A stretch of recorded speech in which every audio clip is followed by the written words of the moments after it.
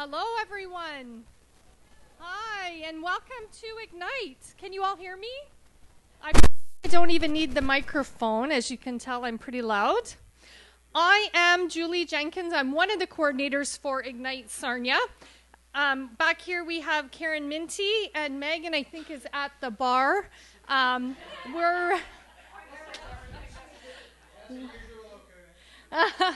We are your organizing committee for this Ignite Sarnia event. We've all had some part in all the different events over the couple of years that we've been doing them in Sarnia. Welcome. Thank you all so much for coming. We are thrilled to have a packed room. This is amazing. Thank you. Good job. We have 9 amazing speakers for you this evening.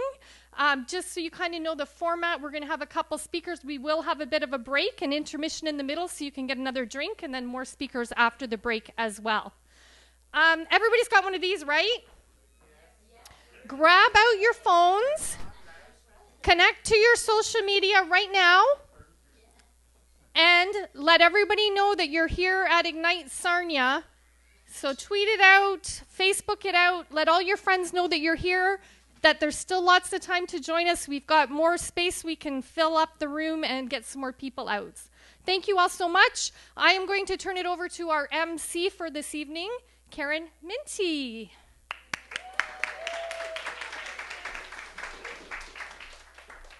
She had to do the part about checking in because I don't know how to do that. So I need to know how many people in the room, this is their first Ignite event. Oh, wow. Look at all the newbies. Perfect.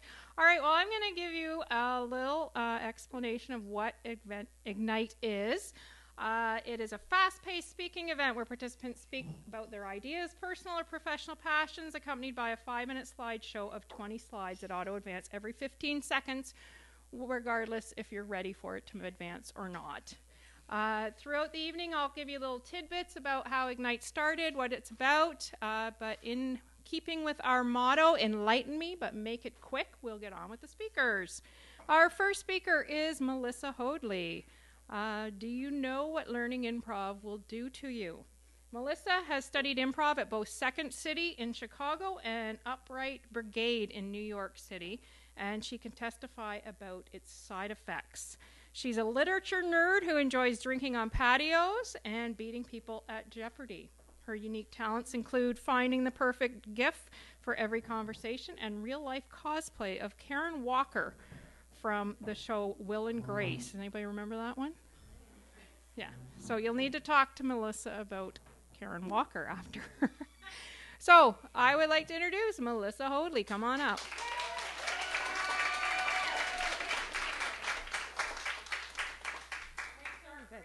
Perfect.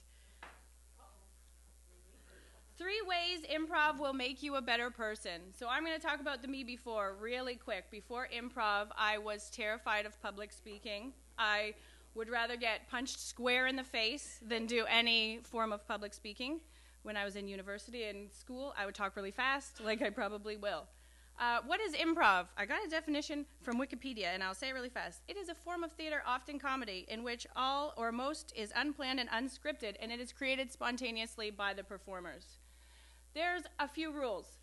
These are the top 3. Say yes and. Don't try to be funny. Make your partner look good.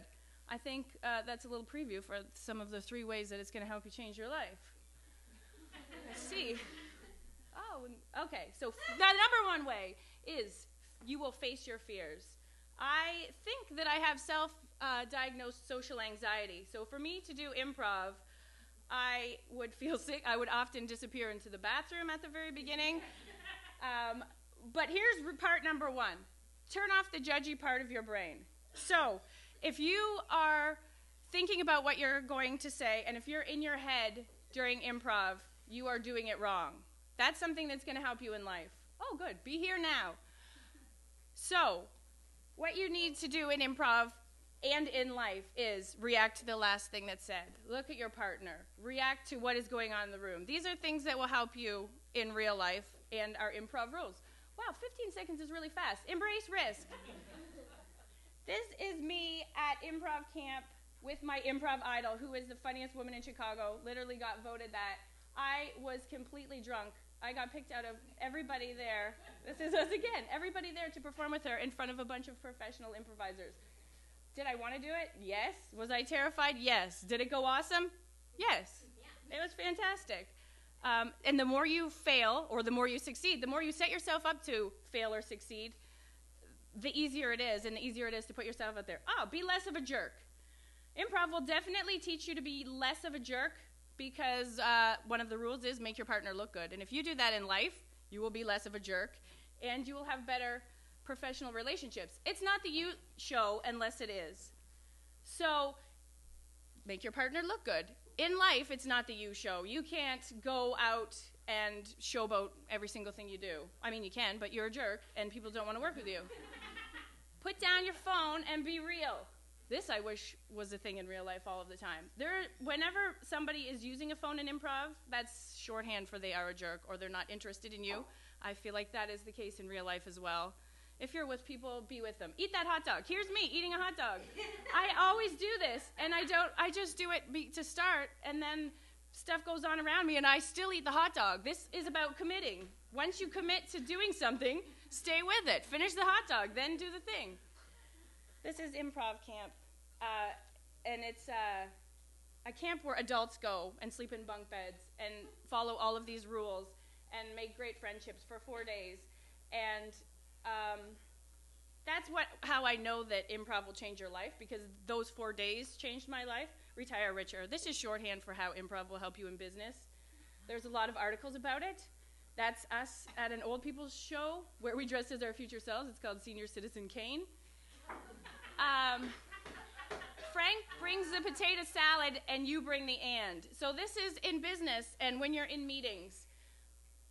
When somebody says something, you not only yes them, not just jump on board with them and help them with their idea. Here's another thing. Yeah, that's a great idea. And why don't we do this? You are not here to be subtle. Make a choice. Go with a choice. Go with an idea. You don't have to do everything by yourself. There's a saying in improv, you don't need to bring a cathedral, just bring a brick. I think that will help you in life. And peak performance is a muscle. So peak performance is a state of flow that you can get into and achieve more. It's in your subconscious mind. It is when you're not thinking about it. It's a meditative state. All of those things happen in improv. Thinking fast and mental play. The more you do it, the easier it is to make decisions, the more confident you are in making the decisions. Those things have all helped me in business. I used to be really shy. I used to be afraid to go to business meetings. This is me in the after of taking improv after 3 years, and now I wear wigs out in public, and I'm better in meetings. I'm not afraid to say things. I've said lots of things and sounded dumb and endeared myself to people. The worst that can happen is nothing. You think that something bad will happen, and that's just a fear that's not real. So this is my improv troupe, Pants Labyrinth. And yeah, life is improvisation. I think this is my whole 5 minutes. Wow, that really went by fast. Yeah.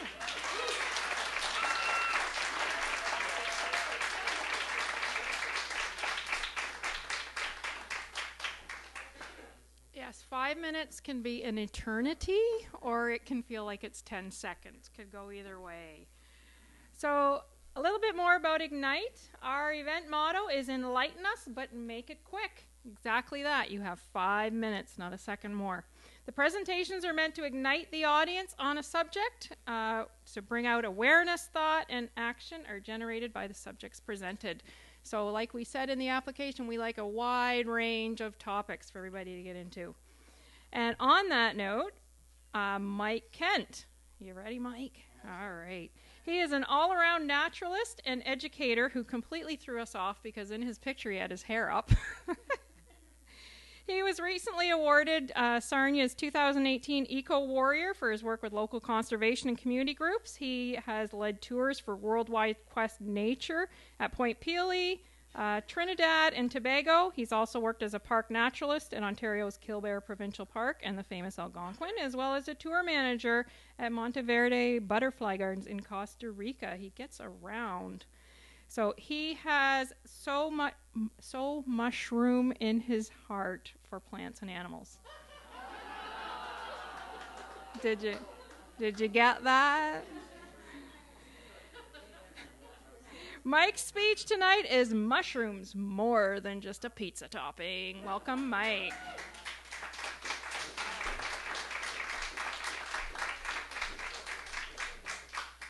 All right. That's not the beginning. No. That's okay. A couple minutes to see everyone. Okay.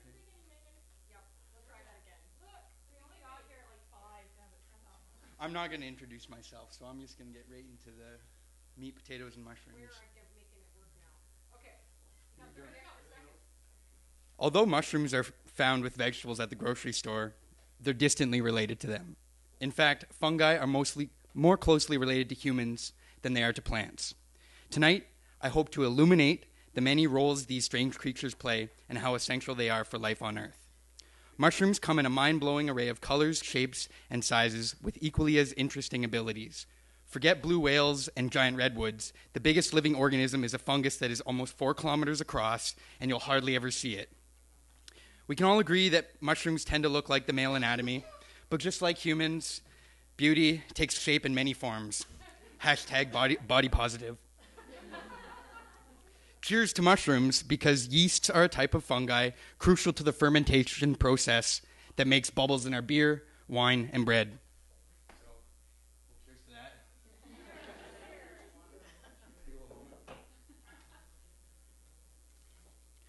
Ingesting mushrooms for food or magic is nothing new, but newly discovered is magic mushrooms' ability to stimulate neurogenesis and hyperconnectivity, aka creating new neurons and pathways to connect to and connect previously unconnected regions of the brain.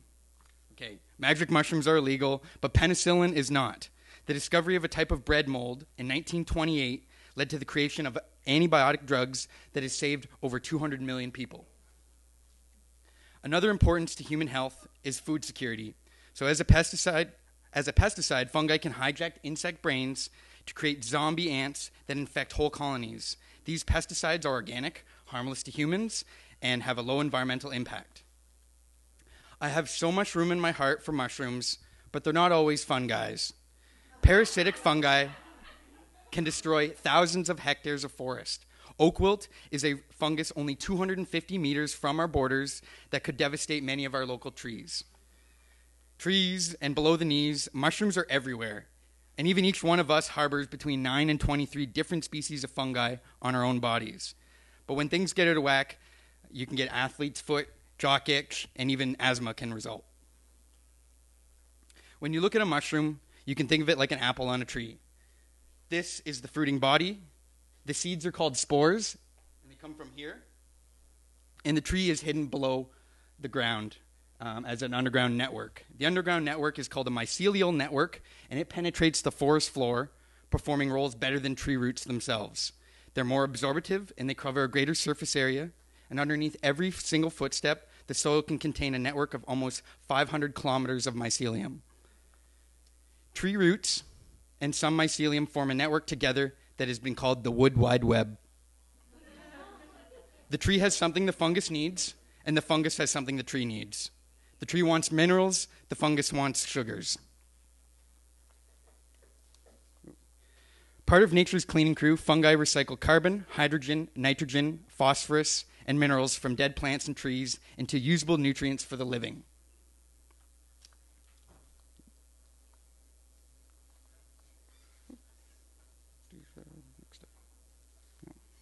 That's okay.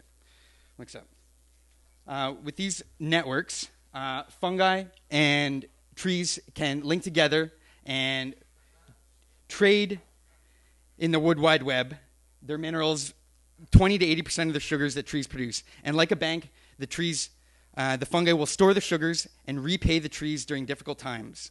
They also broker nutrients between different trees and transfer them from dying trees to healthy ones. Normally, trees from different species are competitors, but as part of a network, trees can balance healthy ecosystems together with fungi acting intelligently as one big organism. It is estimated that there are 2 to 4 million species of fungi, yet only 10% are known to science. The more we discover about their natural histories, the more we can uncover about their potential applications. Mycoremediation is the use of fungi to degrade or remove toxins from the environment. Because many of the bonds that hold plant material together are like the bonds found in petrochemical products, fungi can be employed to help in the remediation process. Recently in Alberta's tar sands, fungi was discovered growing with dandelions. So from pizza to petrochemical industries, mushrooms are seemingly small but can have exceedingly big impacts. The future of fungi could even take them to the far reaches of the universe. Capable of surviving intergalactic travel, it is possible that as spores, fungi could travel to different planets on meteorites. Thank you, and I hope you never look at pizza the same way again.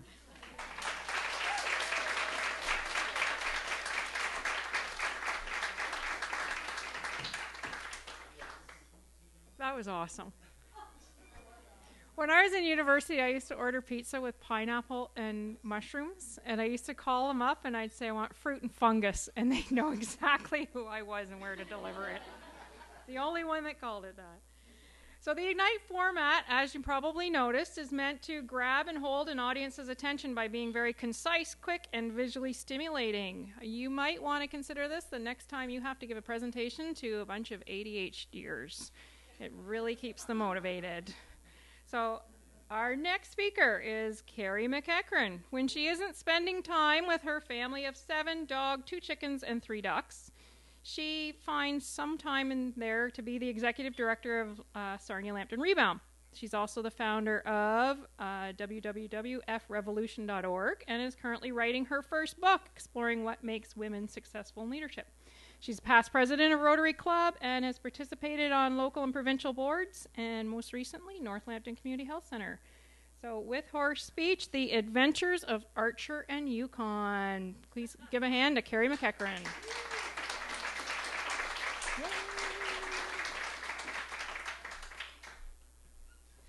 Okay, so I did not bring notes, so I'm going to have to kind of watch what I'm doing here. You can see it on the laptop here. Oh, perfect. Yeah, that's great. And I need my glasses so I can actually see.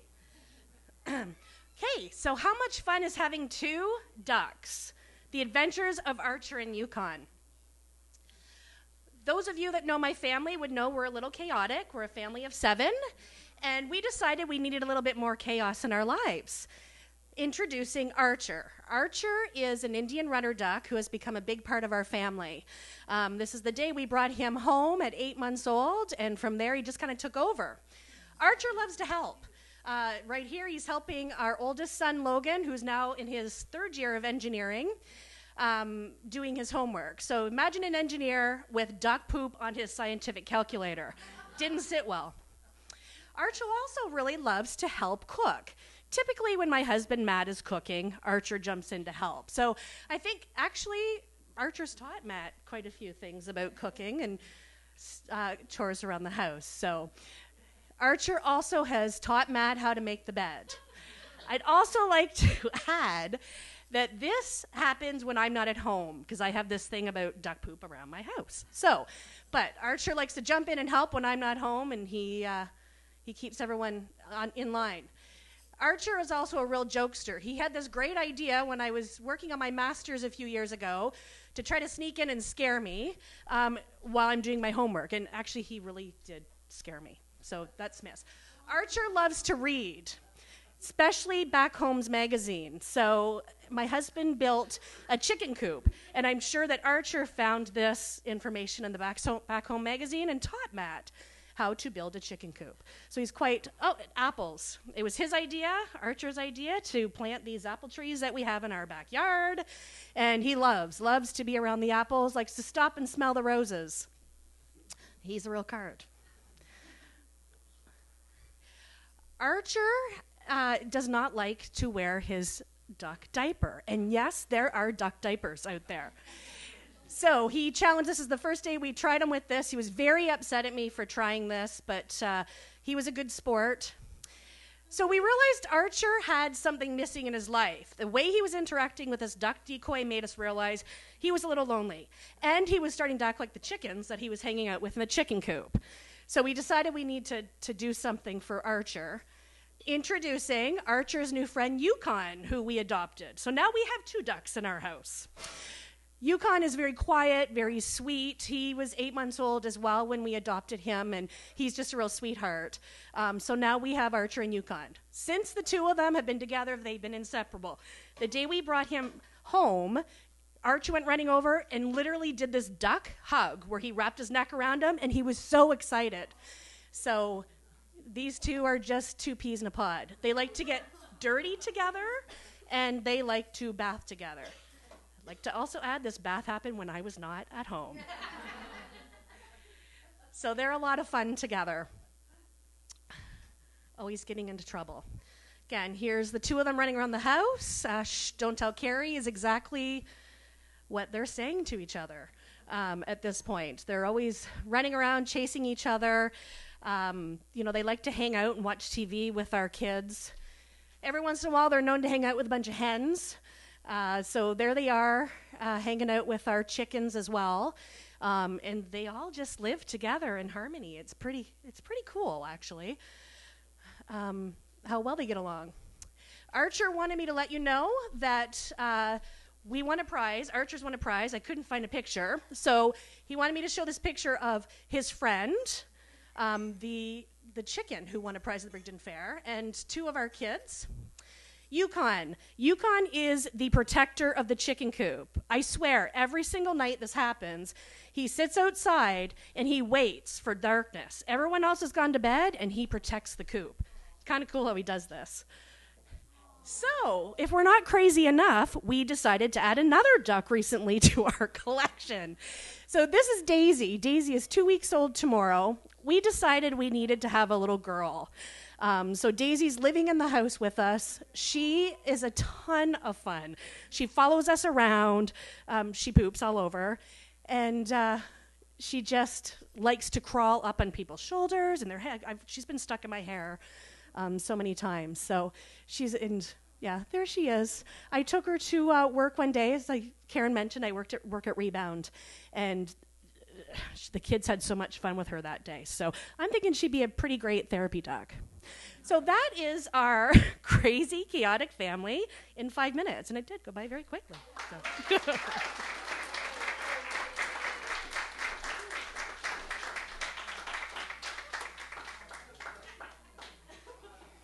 Way to go. Carrie was terrified of public speaking. She's made that known several times, and it took several messages to get her to finally do it. And what better topic than ducks? Now, the way that I found out that she had ducks was somehow a video showed up in my Facebook feed. I think it's is it the Adventures of Archer McQuackers? We have a Facebook group that you Yes. can join. It's called Archer McQuackers. Yes. And that's all of his adventures. So I saw a video of the duck and I watched it. I thought, oh, that's cute. So then I went to the site to see if there was more videos, and I was watching them, and all of a sudden I went, I think that's Carrie McCarkin's voice. I think that's her voice. And sure enough, she finally came into one of the screens, and I was like, oh, I didn't know you had ducks. So awesome. Thank you. The first Ignite. Does anyone know when the first Ignite was? When? 4 years for us, but we're not the people that invented it. Although, thank you. Yeah. Thank you for thinking we did. First Ignite was in Seattle, and it was about 15 years ago.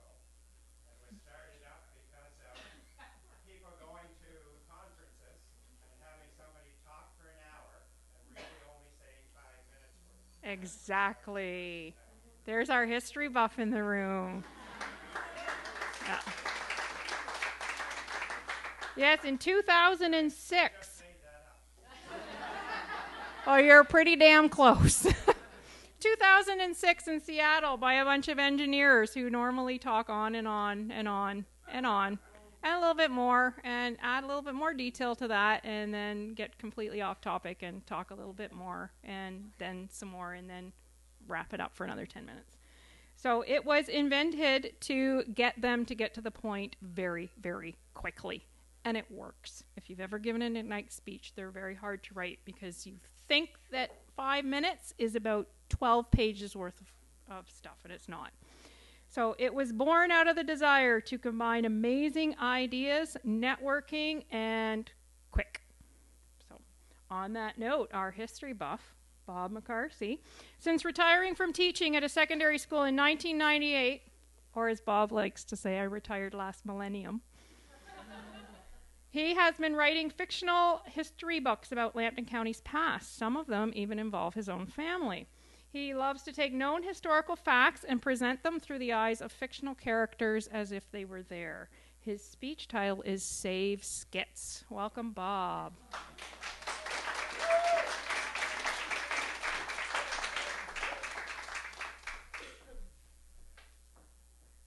It's much easier when you read it that way, isn't it? Tell me when you're going to start. Oh, okay, quickly. These two buildings were both built by Alexander Mackenzie from Sarnia, stonemason, and Prime Minister of Canada, 1873 to 78. One of the buildings is gone. This one here in Lambton disappeared back in the 60s and was replaced by a motel and a restaurant. Windsor had the sense to keep the building. It's a building from the past. It's part of their history, and it's now called Mackenzie Hall. There's a building that most of you know. Some of you may have even gone to Skits, built in first people went to it in 1922. A wonderful stone building, walls 20 inches thick, and soon Skits will no longer be home to students, probably at the end of June. Unless there's a delay in the building, it might be longer. But we should keep Skits the building. The students may be gone, but Skits the building is important to our heritage. Why? The architecture. The building is built as Gothic collegiate style, and it's one of the few remaining. They were built in the 1910s, 1920s, one of the few remaining in the province of that architecture style. Why? Because of the students who have gone to Skits. So many of them have gone on to be important somewhere here in Canada or around the world, including Ontario's first female lieutenant governor, Pauline McGibbon. Why? Because it has a wonderful theater, great acoustics. Possibly the best theater in southwestern Ontario is in that building. And the auditorium has hosted so many activities, we must keep the auditorium. Why? There's a swimming pool there. I went down and looked at that pool about 3 or 4 weeks ago. That picture was taken then. It looks almost new. It may be the last remaining indoor pool in a high school in Ontario. Why? Because of accessibility. There's an elevator on the first floor, serves all 3 floors. There are entrances both east and west on ramps, and you can get in through the back of the building at the level of the building. So it is an accessible building. Why? Because the city has said in a recent report dated in 2016 that the building has significant cultural heritage, has said that loss of the building would be a long-term impact on the Mitten Village area and in the whole area around there. Why? Because there should be a civic museum in Sarnia. 2 recent reports have recommended that to the city. Where better to put one than in a building like Skits? Skits could be the first exhibit in the museum because it's really part of our history. First thing that has to be done is to have that building declared as a heritage property. There is a request into the city now to do that, and I'm hopeful that in the next 3 or 4 months something will happen that way. What can be done with the school? Well, if you look here, here's Sarnia City Hall. There is Skits. Sarnia City Hall is overcrowded. It could easily move into the Skits building and leave lots of room left over for a heritage museum, for a heritage theater, and for many other community culture type activities. A perfect building to become the equivalent of what Mackenzie Hall is down there. Imagine an Alexander Mackenzie Heritage Hall there. Look at the space we have. We have a gym that has hosted provincial competitions. That could be lost. We have the building with the auditorium and everything else. That could be lost. It doesn't have to be lost. The city can take it over. What about the theater in Stratford, Grand Bend, Drayton, Blythe? They all have theater industries that started without a theater. We have a theater in Skits, which would be the perfect start to some sort of repertory theater. Imagine a few years from now, people coming by bus down to what used to be the Skits building, going in to see a civic museum, having lunch there, going to a play that afternoon or evening, And then the next day, going downtown to Stones and Bones and to Jane Egg Art Museum, then a lunchtime cruise on the Duke, and over to the Oil Museum before heading home. What a wonderful tourism aspect that could be. All those buildings with X's on them once were standing here in Sarnia. They're all gone. Windsor has saved Mackenzie Hall. We must save Skits. We must keep that building. As Scotty on Star Trek might say, and James Doohan did go to Skits, we have a chance to go where no community school has gone before. Let's try and keep Skits. Thank you.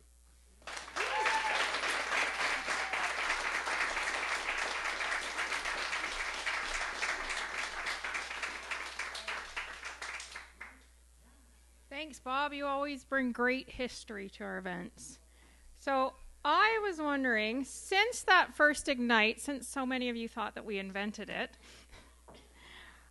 does anyone know how many countries it is in now? Take a guess. 32. Oh, higher. How many countries is Ignite in? 52. Ooh, closer. It is 100 different countries and 350 different cities. And we started it. Give us the credit for that.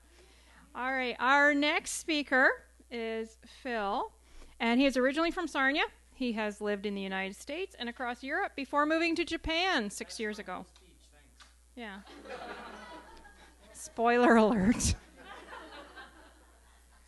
He's an entrepreneur, he runs companies, he's a musician, and he's got some other stuff going for him. The title of his speech, though, is Phil the Liar.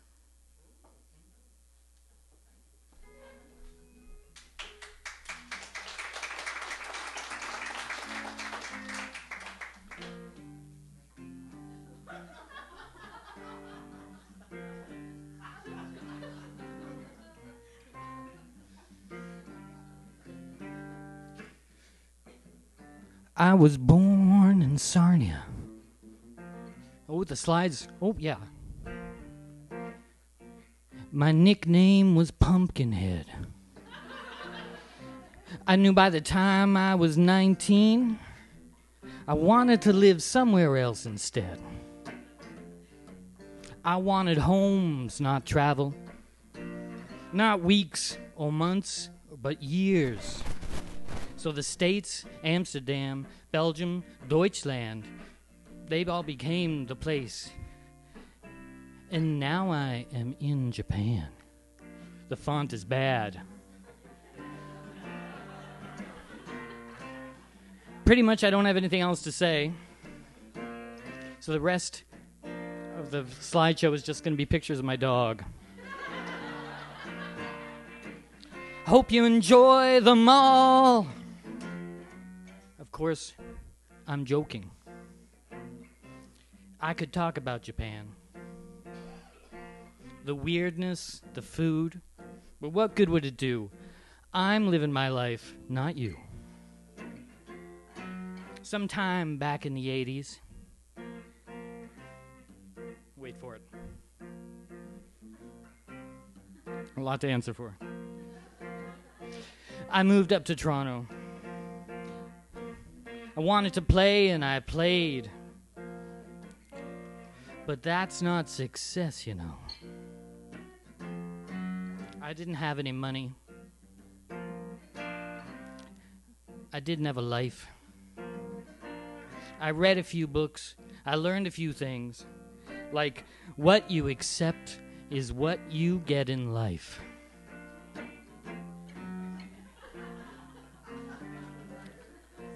I'm surprised at the laughter there. In Africa, they thought it was Kurt Cobain. Though at the time, he was dead. I came to believe that really you are who people think you are in their head. I styled myself some kind of coder. Though at the time it was lies. by following through on my promises. That's the secret to my life. In truth, you can lie all you want, as long as you think you can do it. So stop talking shit and get off your ass and do the shit you can do. Stop making excuses about why you can't do what you want. Every day you wake up, you got 24 hours. What you waiting for? Don't try to imitate me. My life is custom built for me. Just pick a plan, get off your ass, and bullshit your way to being happy. I'll tell you my secret to business. Yeah, all of these are mine. True. Some made heaps of cash, some made nothing. But that's not success in my mind. I'll give you my 3 tips to business. Don't follow the money, don't follow the money, don't follow the money. Build a business based on yourself. Put your ass on the line. Do what makes you happy. Maybe help your fellow man. Stop thinking about the things you can buy and start living with a plan.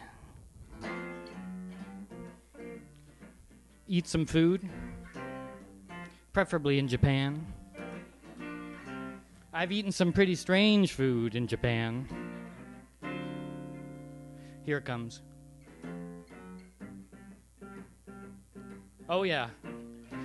We got whale bacon. We got pig intestine. We got some kind of squid melange. I've eaten them all. You only live once. And now some more pictures of my dog.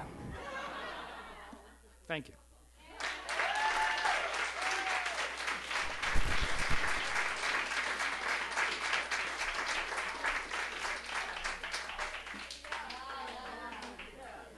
So how much of that do you think was a lie?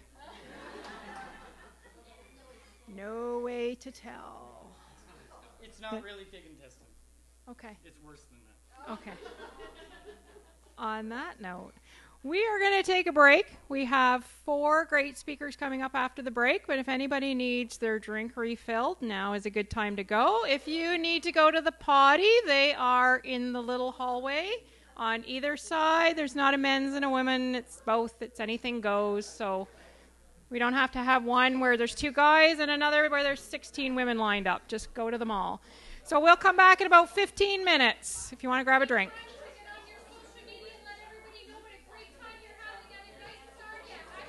Yes.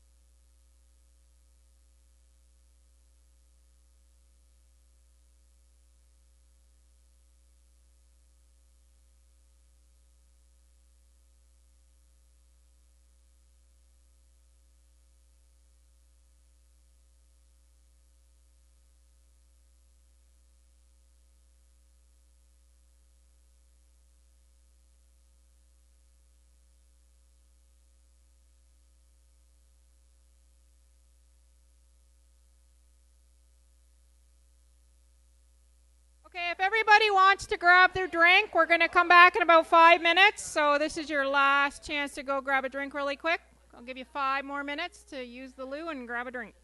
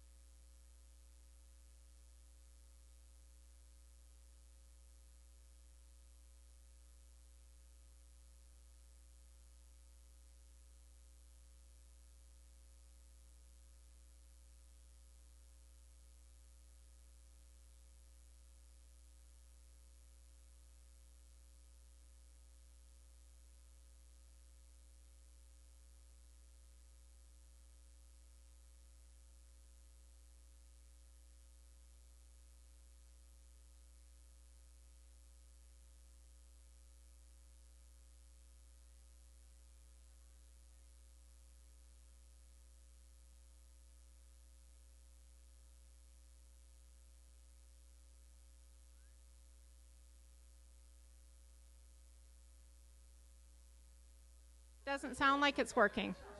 No. How do you turn it on? I never turn. Oh, there you gotta just click close. Okay. Sorry. Thought it wasn't on. Don't usually bring out my whistle voice in public. All right. So who is having a good time so far? Perfect. Who is thinking about speaking at the next night? All right, we got a couple hands. We are totally following up with that. You have now committed. Our next speaker, have to admit, slightly worried about what she's going to talk about. She is Southwestern Ontario's only certified sex coach.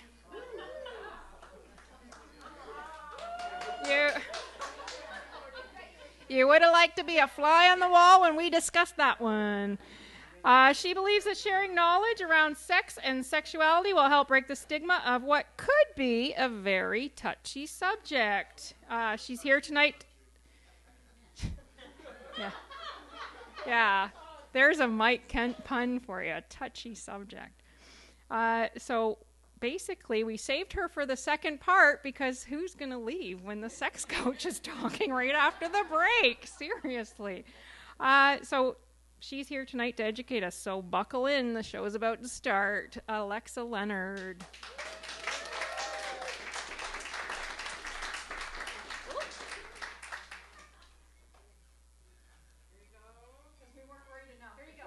Yeah, there's no graphic images, not gruesome, nothing. This is just a kind of precautionary thing because it can be a sensitive topic for some people.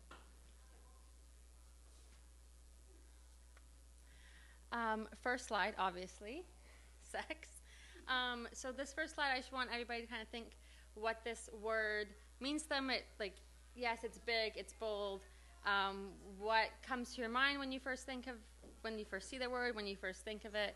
Everything's kind of different. I will say that this word elicits various emotions, thoughts, and feelings for everybody, and it's going to be different for everybody.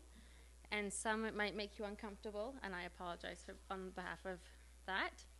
And for others, similar to myself and like myself, this word comes very easily and very naturally based on what I do. This word is in my job title, so it is what I do. Not this, but it's what I talk about. This is what I do. As I said before, my name's Alexa Leonard. I'm a certified sex coach, and as far as I know, I'm the only one in Southwestern Ontario as of now. I've been asked what I do, given the name, coach. No, I do not stand there and cheer you on as you do this. And I do get that a lot, which is a little annoying. But no, sex coaching is a form of talk therapy. I work with all ages and all genders, everything in what encompasses gender and sex, couples and individuals. In my words, sex coaching is a holistic approach to sex therapy. I do not diagnose at all. There are 3 topics of discussion that people like to avoid in their lifetime: sex, death, and money. Although sex is the most fun of all those, so I chose that one to study and go further on with. And we get to have fun. I love what I do. I know it's a sensitive topic for a lot of people, but you get to have a lot of fun with it. And this next slide might be a little bit much, but so you have penis, pecker, wiener, weenie, ding-a-ling, cock, pee-pee, wee-wee, dick, ding-dong, mini-me. You have the list goes on and on forever, and nowadays there's names for it that I do not even understand. The same goes for vagina. You have vagina, flower, beaver, taco, vajayjay, muff, cooch, cookie, everything under the moon, although there are on Urban Dictionary more names for penis than there are for vagina. Nowadays, everybody has a different name for every different part. And it's only getting more complicated with teens making up new words, which I don't even understand half the time because they come up with them and I don't know where they get them from. Adding emojis into this makes it a bit more confusing. If anybody has kids, an eggplant means penis. It will always mean penis For the most part, unless you're a vegetarian or vegan, then it's an eggplant, but other than that, it's a penis. Although sex as a topic has changed a lot over the years, and on some levels it's evolved very positively over the years, sex is still a very sensitive topic and very taboo, unfortunately, in my eyes. But this, to me, is the best picture to represent sex in our world right now. And I call this the sexberg because it's an iceberg, but anyway.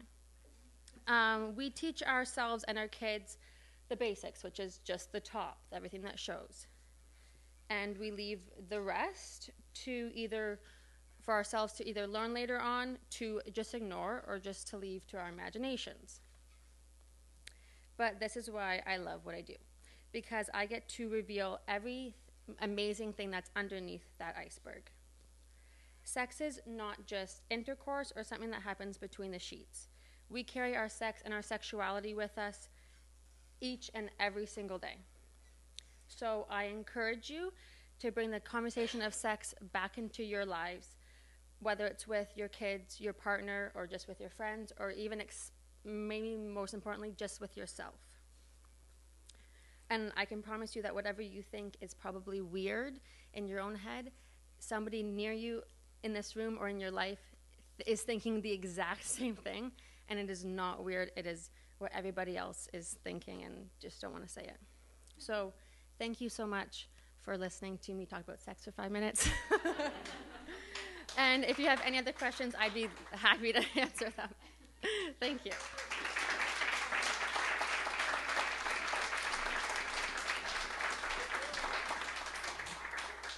I'm sure glad she didn't come with props like Phil did. At our house, we just call it junk. And that is an all-encompassing word for everything. So, has anyone seen Ignite videos online on YouTube? A lot of events tape the speakers and then they put them on YouTube. So there are some pretty famous ones out there. One of my very, very favorite, if you want to watch it later, is Flash Mob Gone Very Wrong. That has had over 19,000 views. It's hilarious. You've got to watch that one. Another one, I had these written down from 2014 from the very first one. So I went on to YouTube and checked the views, and the one had 9,000 views. Now it has 165,000. Fighting Dirty in Scrabble. 165,000 views. And as far as I could tell, the most popular one was how to get 5 million people to read your website, with a staggering 487,000 views. Wow. On that note, I used to speak at London Ignite, and they were taped, and my most popular speech has 164 views. Yeah. At the time, my young son had said, "Mom, it's not viral till you get 100 views." So I was like, "I'm viral, I am a YouTuber, woo!" And he's like, "No, you're not, Mom." So our next speaker, there are a couple things that she excels at. One is researching bizarre facts, and the other is traveling. So if she isn't doing one, she's almost certainly doing the other, or doing them both at the same time. So you just never know what's going to come out of her mouth, and we didn't know what her speech was going to be about till about 20 minutes before y'all got here. So welcome Megan O'Neill, because you just never know, and you need to do the things.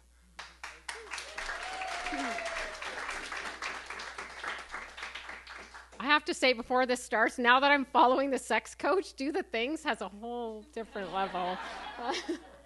So, hi, my name is Megan. I wrote this speech not 20 minutes before y'all got here, but like 20 minutes ago.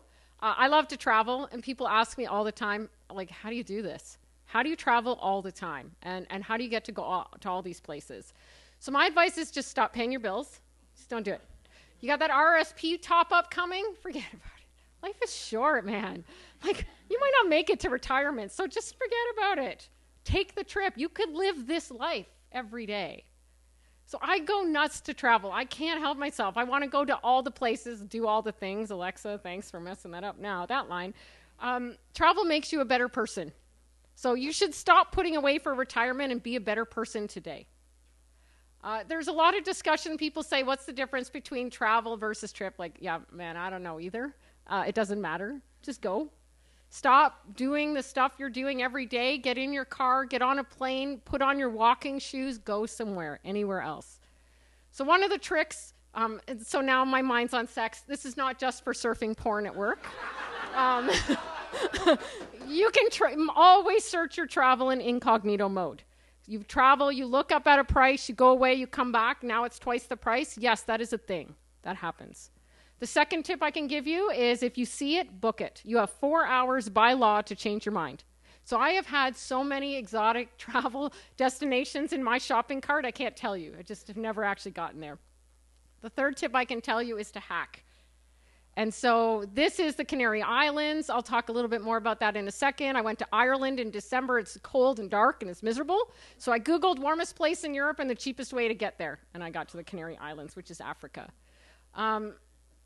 Best deals I've ever had, $28 returned to Denver while the Broncos were in the Super Bowl. It's awesome. I didn't go, but I saw $300 returned to South Korea. I did this trip, $70 returned to Atlanta, Georgia. It was August. But Rick Springfield and Night Ranger were playing. Right? Like, take a look around, see what's going on. Who knows what a $70 trip is going to do in the middle of the summer. Another trip I have to tell you is ask people, like, where do you go? How do you get there? What's the best deal you've ever had? And sometimes you're going to find out there's a travel site that does last-minute fares out of Toronto. This is just to say, do the things that you like to do. Don't get stuck on a place. Do the things. I like to eat, and I like to eat pastries. This is a cochon de Bayeux in Bayeux, France, where I love history as well. So the Bayeux tapestry's hanging there. It wasn't bombed out. They still make these to taunt Germans. Maybe you don't have the money. This is Bonnie Doon, just outside of Sarnia. You can ride your bike there, and this is a stunning sunset. There's a walkway down. It's gorgeous. It's absolutely stunning. Have you got $200? You can get to Chicago. It's $50 return, right? Green River. You can spend the night. You can just go for lunch and come home. The train lands at noon, and it leaves at 4. Do you really want to go places? You're going to go places. And again, this one is ruined for me for Alexa. It doesn't have to be big. It can just be excellent. Not everything has to be a big adventure. It can just be a really good adventure. If you can, tack on some travel to work. If you have loo time, anything like that, this is a vineyard. Don't misplace the company vehicle like I did. Just from my point, he looked legit. He had a binder. He looked like he worked for Red Cross. So that's all I got. Travel during holidays. This is Cajun Christmas Eve. And they light 16,000, it's about 20 feet high, 16,000 fireworks every 20 feet for 100 miles, and they light them every 2 minutes. That's Christmas Eve. This is Canary Islands again. So I'm going to tell you how I hacked this flight. I found a $450 return flight to Dublin in the dead of winter for New Year's Eve. And when we got there, it was fine, but it was cold. It's dark. The sun sets at like 3 o'clock, right? And all you do is drink. My liver started to hurt. So we Googled warmest place in Europe in January. And up came the Canary Islands. Ryanair, $100 return.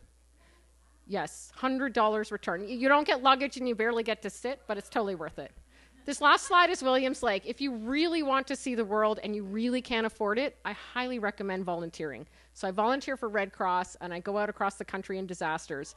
You don't get to see a lot of the landscape, but you get to know the people, and that's probably the most important piece of travel. So if you can do that, I highly recommend it. But do the things. There's always a way. Just go. Just do it. I know you want to. It's fun. Thanks.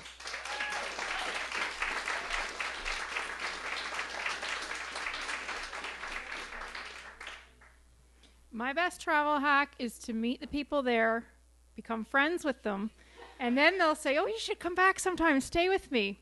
And you're like, yeah, I've already booked that flight. Yeah.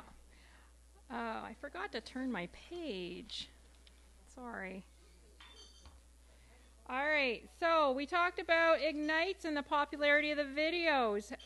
The largest Ignite event to date was in Boulder, Colorado in June of 2010. Does anybody know how many people were at that one?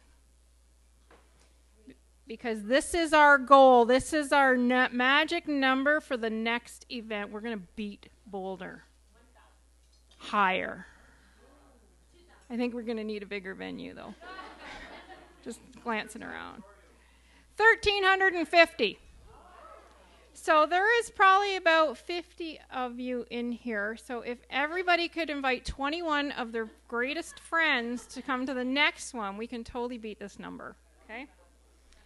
So I'm counting on you because I noticed that you all didn't check in. You're not very good at doing what you're told either.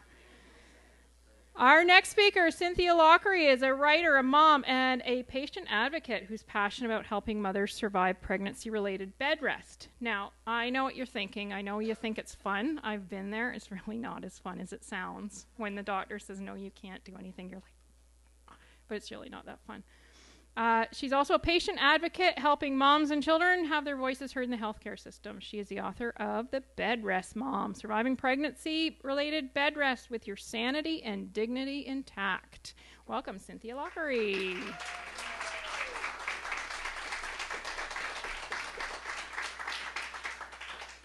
Thank you, and I live on Vancouver Island now, so I had to wait to come to Ontario until you got rid of your snow. So I'm the author of Bed Rest Mom. I wrote this after spending 3 months laying on my couch pregnant with my daughter and 2 months living at London Health Sciences Centre pregnant with my son because I was too high risk for Sarnia. So I never laid in a field of grass enjoying the sun. Pregnancy bed rest, it changes day to day, hour to hour, what you're allowed to do, and I rarely saw the light. This was more my reality at home.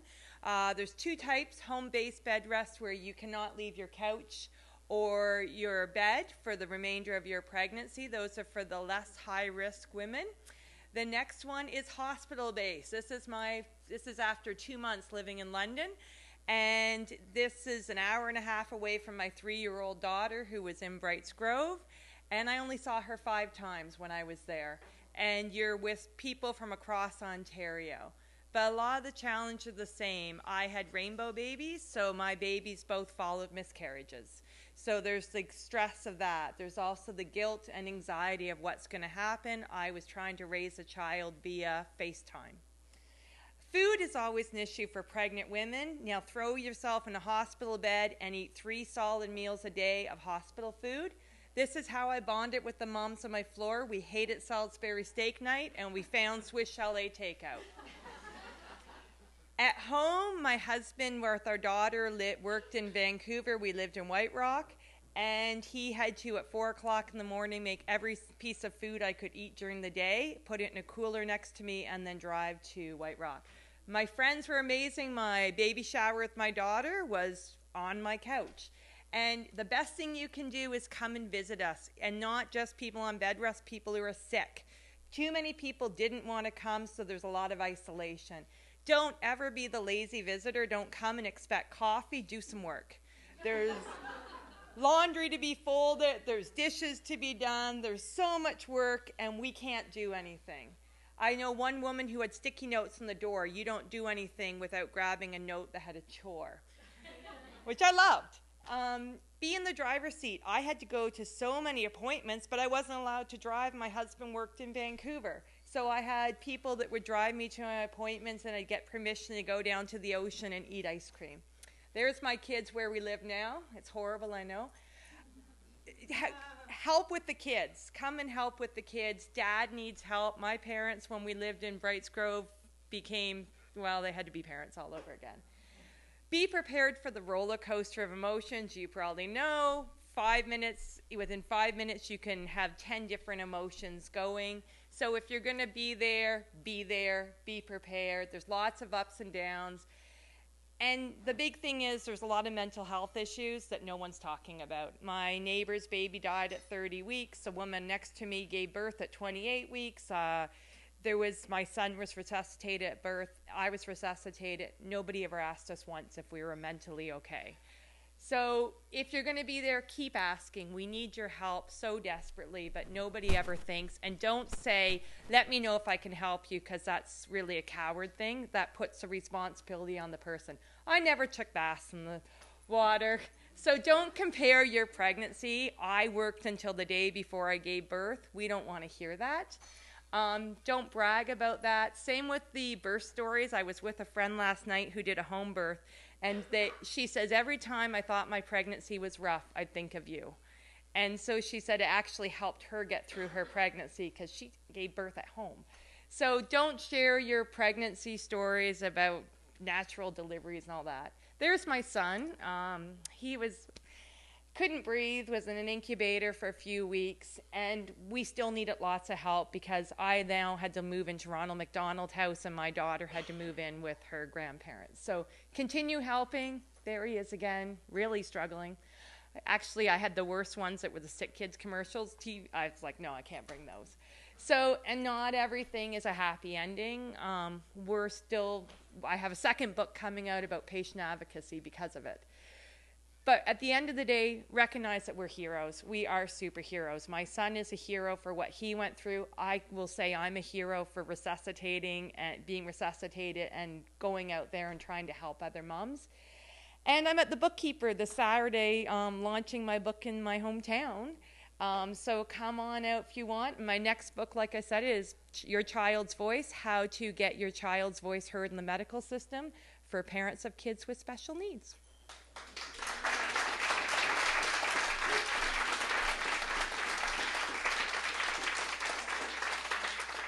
Thank you. I wish there was a book like that about 19 years ago.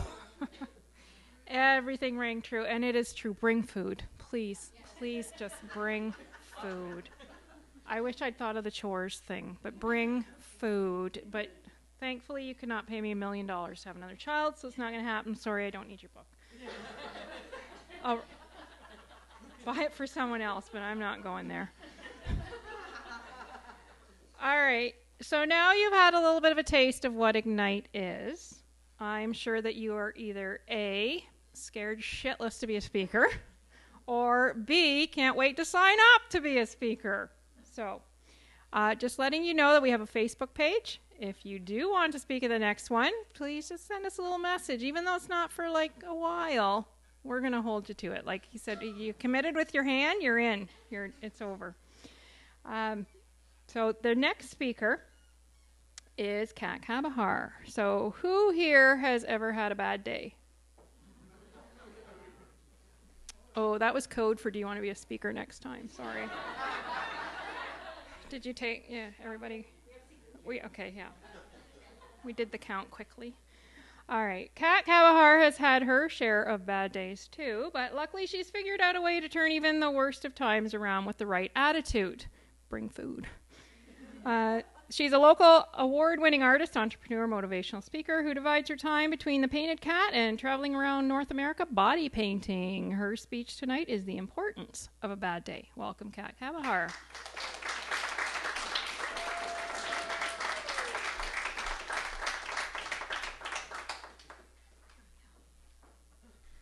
Okay, can everyone hear me? Is that good? Are we good? Yes? Okay, thank you so much. My name is Kat Kabahar. I'm the owner of The Painted Cat, and as a single mom, entrepreneur, and a single mom of a teenager as well, I must say, I have had my share of bad days. And I have developed a great technique. But first, let's talk about how it feels to have a bad day. So usually you feel like a storm cloud is over your head and everything is going wrong, and you've lost your keys and you've lost your phone, and everybody hates you, and you can't even get out of bed sometimes in the morning, and everything is just horrible, and you want to scream, why me? So what do? You take a deep breath and you remember that this is just one day. And what I've come up with is thinking about bad days, bad moods as clouds, okay? Sometimes your head feels like it's just full and cloudy and you can't think properly. Some days you've got a storm cloud, and you have to remember that, first of all, it's okay to not be okay. You're not always going to have the perfect day. We're not living in a Disney movie. Some days are going to be a bit disappointing, a bit frustrating, and that's okay. You don't have to be perfect. So again, back to my storm cloud. Think about your bad days, your bad moods, the things that go wrong in your life as a storm cloud, okay? But more importantly, I want you to envision yourself as the sky. Nice blue. Look at that. Look at how peaceful she is with her wind blowing in the hair, or her hair blowing in the wind. Anyways, think about yourself as the sky, okay? And the bad days in your life are the clouds. Now, some days it'll be partially cloudy. Sometimes it'll rain. Other times it's lightning. There's tornado warnings. It's rough. But at the end of the day, those are just clouds, and you are still the sky. So I want you to remember this. You are the sky. Everything else, it's just the weather. And that's a really great way to really think about it in perspective, that no matter what happens, there's always that blue sky, okay? And storms don't last forever. The sun always comes up again. And as one of my idols, when I was a redheaded ginger kid wearing the dress and matching locket, wait for it, the sun will come out tomorrow. Annie, right? Anyone? Ah. She was my hero. There weren't a lot of ginger heroes, so I had to look for it. But yes, the sun will come out tomorrow. Now, I always incorporate Bob Ross in all of my speeches. He's my man. I brought him here with me today. Bob, look. So we all know Bob Ross, right, everybody? And he painted Happy Little Clouds. And one day, I decided that I was going to go into the school systems and teach kids that your bad moods, your bad days, and everything were just clouds, and you were the sky. And we started painting happy little clouds. And I wanted them to remember that. I wanted them to think about that as a symbol. Now, Bob always said that every day is a good day to paint. And I totally believe that as an artist. But it's really important to do what you love. And that's what he decided to do. And that's what I decided to do when I became a full-time artist. And doing what you love and thinking about the things, everybody read this because this is gold. Can you read it? It's so good. I was laughing when I found it. More tacos. You're doing it. Think about the things that you love to do. Okay, it can be as little as, a little self-care, right? Because you can't pour from an empty cup. You have to take care of yourself first. And sometimes these bad days are letting you know, hey, you need to slow down and think about yourself and pamper yourself a little bit, right? As the blue cat says, it's a good day to take care of yourself, and so is every other day. And how can we take care of ourselves, right? There's a lot of different little things that we can do. It doesn't have to be spending $1,000 at a spa or, you can travel to Chicago for how much was it? $200. But take time for yourself. Make sure that you drink water. Surround yourself with supportive, positive people. I can't stress that enough. Eat regularly. Take breaks from social media. I'm talking to myself on this one too. It's hard, but it's important. And remember to breathe. It's just a bad day, not a bad life. Don't be so hard on yourself. So next time you're having a bad day, I want you to really think about this. Think about those happy little clouds. Think about the things that make you smile. And if all else fails, remember, blue skies are ahead. Thank you so much, everybody.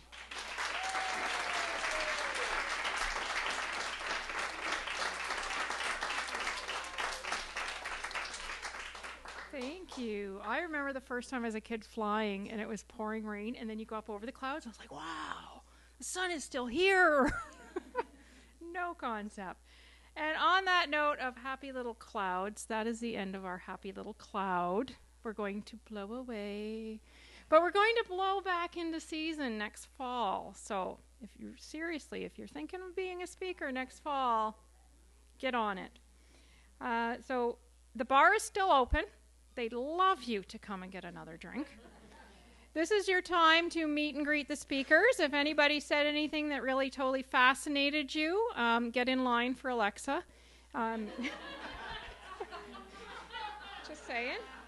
We should probably move her so there's not a traffic jam over there, but meet the speakers. If you think someone did a good job, please tell them. It is nerve-wracking to public speak for some people, and it took a lot of guts for a few of them to get up here. So if you enjoyed what you heard, please let them know. Ask them about their topic, and we hope to see you all at the next Ignite.